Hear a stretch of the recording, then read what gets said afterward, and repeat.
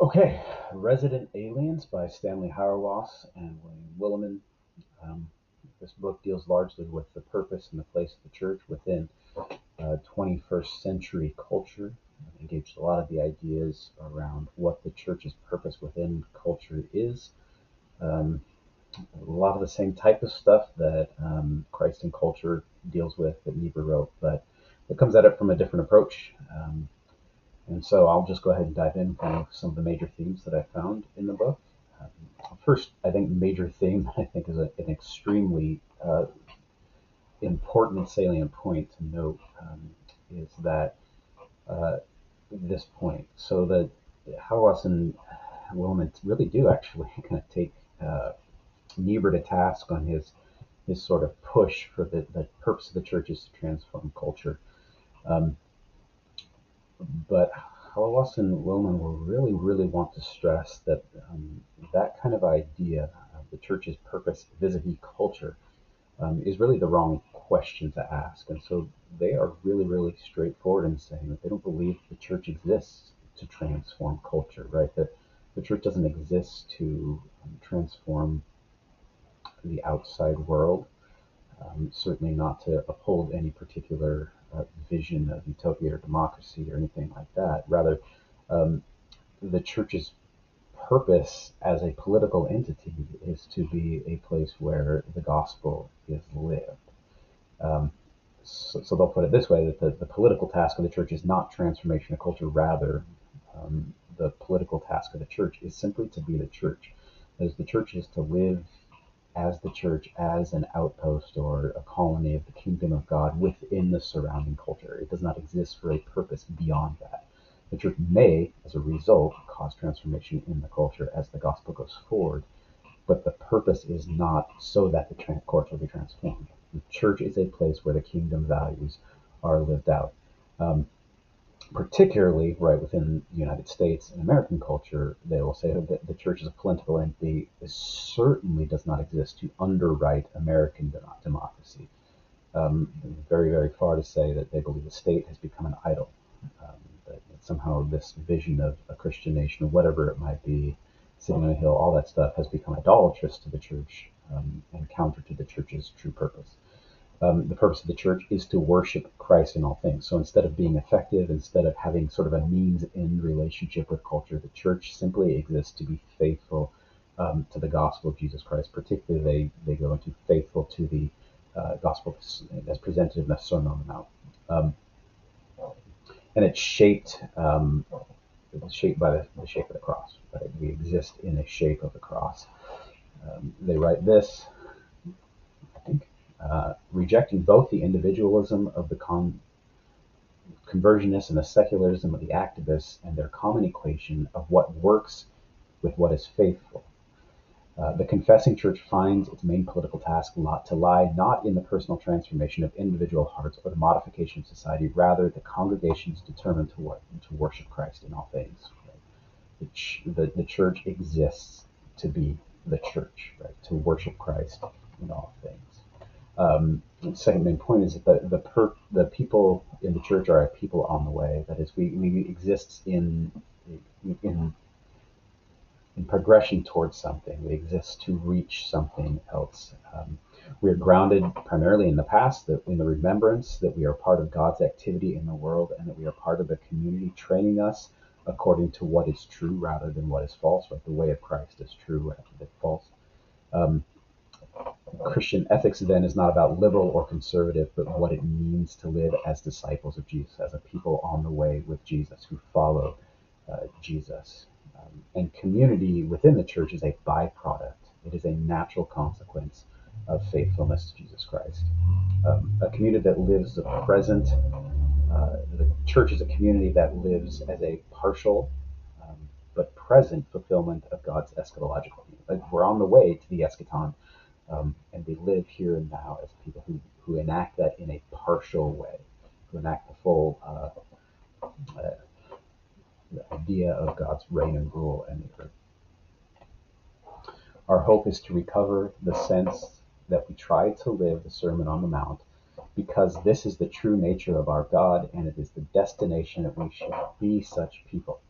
The colony is the vessel that carries us there. It is not apart from, but within this vessel that we not only know the truth, but are carried along with it.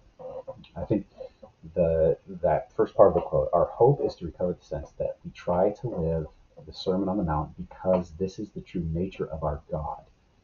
Um, it is not because it is effective. It is not because it even makes sense, right? And he will be very, very, how often, well, very, very strong on this point. Like, we don't do something because it works. It's not a means in the sort of thing. We don't do something because it is logical.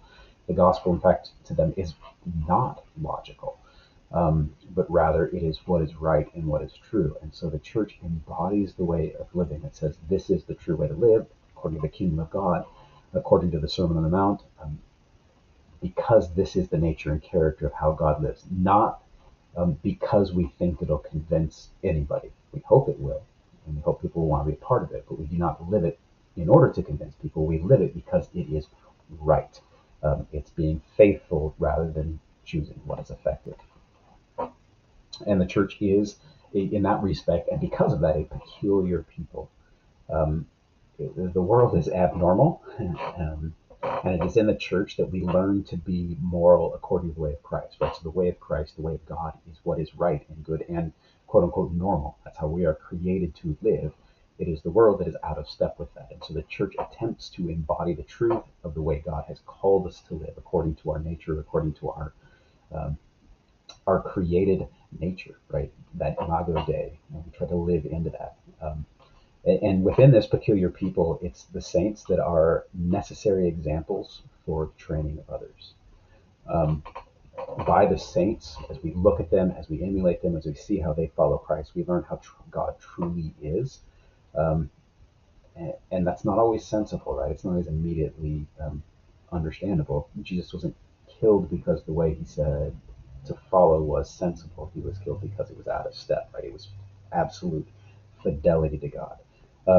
A true priesthood of believers is what we are. That is, we are egalitarian in nature. The church is called to be egalitarian. Right? There is not one thing that the priest can do that the rest of the body cannot do, right? There's nothing that a priest can do that is not the responsibility of any Christian, according to Roman Howells. The pastor, however, has a role within that peculiar people, and it's to the pastor is called to help the people live as a colony of God's righteousness amidst a world that does not necessarily recognize that righteousness as the way to be and the way to go. The right of Christendom is still alive and well, and the primary task of the pastors to help us with our aches and pains, using the latest self-help therapies, of course, to challenge us to use our innate talents and abilities.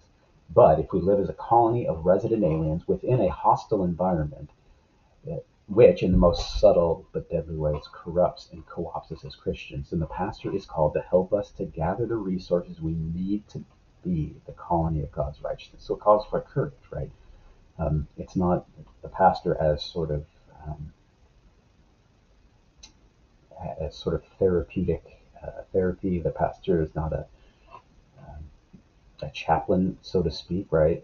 It's not all of that kind of just helping with aches and pains. That the pastor is challenging the people of God be creative and courageous within the world in order to live according to the will and the way of God. And so that means that the church does what is right and not simply what works, right? We choose faithfulness over effectiveness every single time, because what is effective is not always faithful. And what is faithful is not always effective, right? Doing right rather than what works. The minister is called to equip people to resist the colonization of the dominant culture. Um, the pastor in the church, the colony of Christ, is called to have a politics that is both hopeful and truthful. Um, it is hopeful because we have the resources to speak the truth without fear and without using violence. Um, and the colony is truthful because it is a refusal to bow to the false gods that push us to violence. Um, the difficulty of Christian theology then is not translation, right? Making it intelligible to the world, because the gospel is not innately intelligible, right? It is true, but it is not innately intelligible. It is enacting what we say we believe, right? So our job is not to be apologists for the way we live. Our Our job is to live according to the way we claim to live, according to the way of Christ. Um, is that effective in winning people? I think it can be, but again, the point that Howard Ross and Loman are trying to make is that we don't do things because they're effective. We do things because they are right, and that is how we are called to live. And the church exists as a place to equip us to live in the ways that we are called to live, so that we might live in absolute fidelity to Christ, which oftentimes means rejecting the cultures around us or refusing to live by their means ends utilitarian ways of living.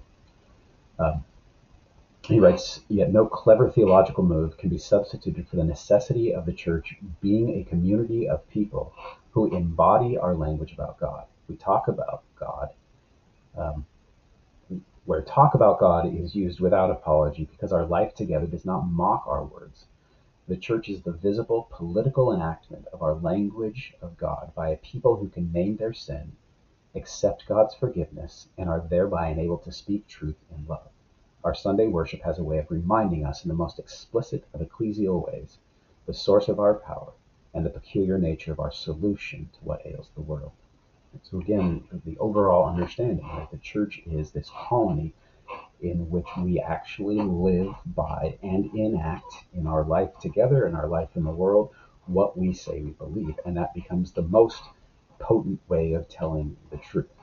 Um, and we live in this way by being able to name our sin, accept God's forgiveness for it. And because we're able to do that, we can speak the truth in love. And so we are reminded that we are a peculiar people who are on the way in this sort of community, this colony within a wider culture. We don't seek to accommodate to the culture.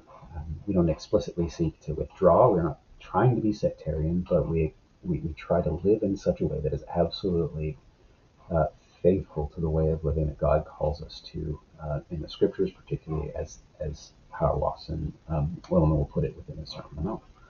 And that is Resident Aliens in 12 minutes and 22 seconds.